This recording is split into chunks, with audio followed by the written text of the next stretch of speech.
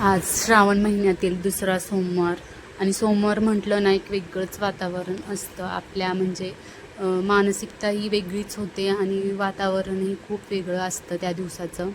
आणि असं मस्त सकाळी सकाळी दररोजच्या प्रमाणे मी टेरेसवर फिरायला आले तेव्हा असं वातावरण होतं, खूप छान वाटतं. आणि आज मला भरपूर सारे कामही करायचे होते. अगोदर म्हटलं की चला म्हणजे त्या त्या दिवशी ते काम केल्यानंतर छान वाटतं. आज म्हटलं सर घरातली स्वच्छते बरोबरच बाहेरची पण स्वच्छता, म्हणजे मी तरी नेहमी आपला कुठला स्पेशल दिवस, कुठला उपवास, कुठलं वार असेल तर मी आपल्या टेरेसच्या पायऱ्या वगैरे सर्व स्वच्छ झाडून घेते आणि ते आता झाडून घेतलेले आहेत. आणि त्यानंतर घरी येऊन आता घरातली साफसफाई करायची होती. रविवारचं सर्व काम आज म्हणजे डीप स्वच्छता घराची आज करायची होती, कारण सोमवारी असं छान स्वच्छ सकाळ सकाळी केल्यानंतर दिवसभर खूप प्रसन्न असं वाटतं. तुम्ही करत असाल आणि जे करत नसतील ते करून पहा, खूप छान वाटतं, खूप भारी वाटतं. म्हणजे सकाळ सकाळी सर्व असं स्वच्छ घर झाडून घेणं, त्यानंतर सर्व फरशी घर पुसून घेणं स्वच्छ, खूप भारी वाटतं. आणि एक पॉझिटिव्हनेस पण आपल्यासोबत म्हणजे राहतं. दिवसभर मन एकदम प्रसन्न होतं. आता सर्व असं मी व्यवस्थित स्वच्छ करून घेते. घरातील स्वच्छता सकाळ सकाळी केल्यानंतर खूप भारी वाटतं आणि सकाळी लवकरही उठले जातं, कारण गावाकडच्या प्रमाणे इकडेही शाळा ही सकाळचीच असते. हे तरी गेलेत, पण मुलांची शाळा माझी 10च्या नंतर असल्यामुळे ते अजून शांत झोपलेलेच होते. त्यानंतर मी म्हटलं की चला अगोदर सर्व रूम वगैरे स्वच्छ झाडून घ्यावे आणि त्यानंतर स्वच्छ पुसून घेते, म्हणजे सकाळची कामे पटापट होतील आपले. आणि त्यानंतर मग देवपूजा वगैरे करायला वेळही भेटतो. मुलं झोपले आणि कामं पटापट आवरले की सर्व व्यवस्थित होतं त्यांचंही आणि माझंही. त्यानंतर आता बाहेरचं जे आपलं म्हणजे बिल्डिंगमध्ये जे आपलं हे असतो, समोरचा जो एरिया असतो तो असा आहे आमच्या इथला, तर त्याला झाडून घेऊन स्वच्छ पुसून घ्यायचा आहे. आणि इथं आम्ही आळीपाळीनं सर्वजण म्हणजे 4 रूम आहेत, तर एक दिवस त्या एक दिवस मी असं आमचं असतं. आणि स्पेशल दिवस असला की मग जो तो काम करत असतं. असं स्वच्छ घरच नाही तर बाहेरचाही एरिया ठेवला पाहिजे, तेव्हाच प्रसन्न वाटतं. हे आमच्या टेरेसवर जाण्याच्या पायऱ्या आहेत. आता पहा सर्वच मी फरशी पुसून वगैरे स्वच्छ केलेलं आहे, खूप भारी वाटत होतं.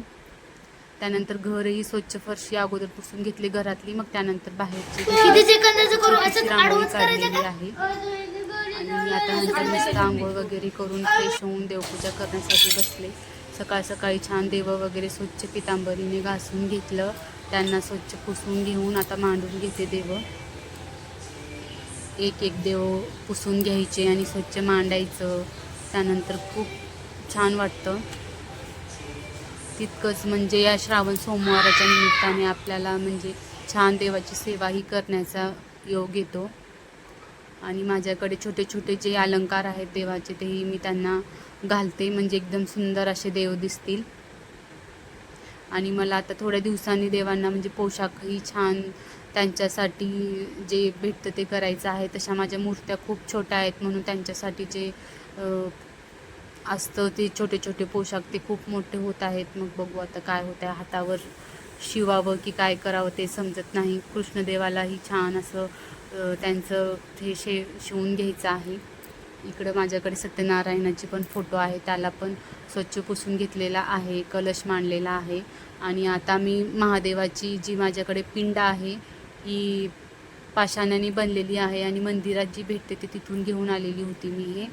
आणि त्याला आता थोडंसं अगोदर दुधाचा अभिषेक, मग नंतर पाण्याचा अभिषेक करून मस्त त्यांची पूजा करून घेतली.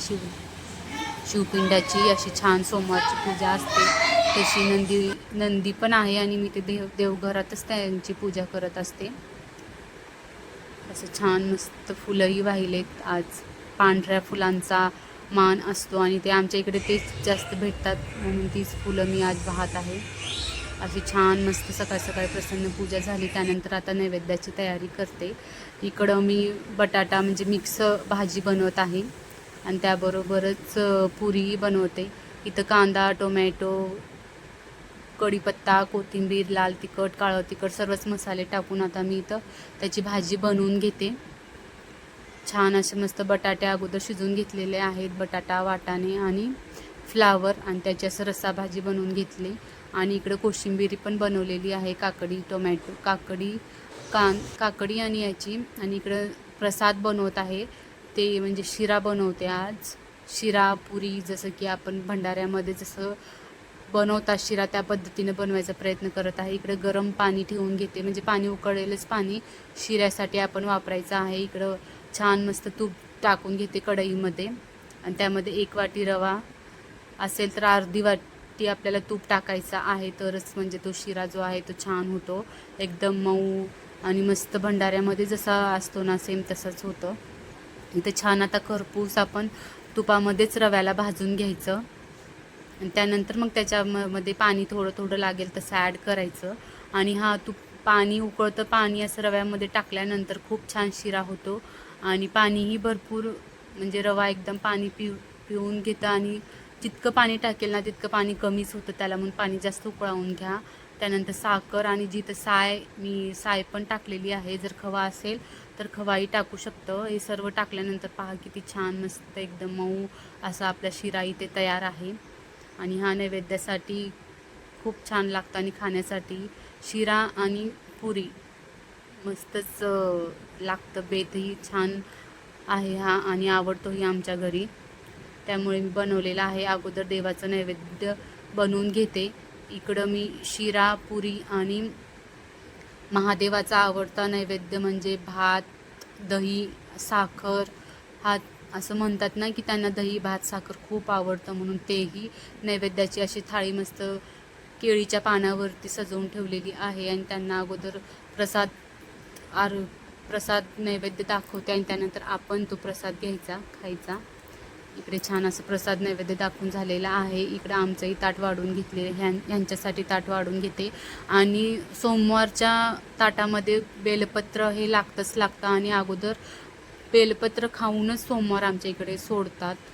आणि तुमच्या इकडेही सोडतात का ते नक्की सांगा. असं रात्री मस्त सायंकाळी मग दिवा लावला देवघरात आणि तुळशीजवळ. आजचा व्हिडिओ आवडला असेल तर एक लाईक नक्की करा. भेटूया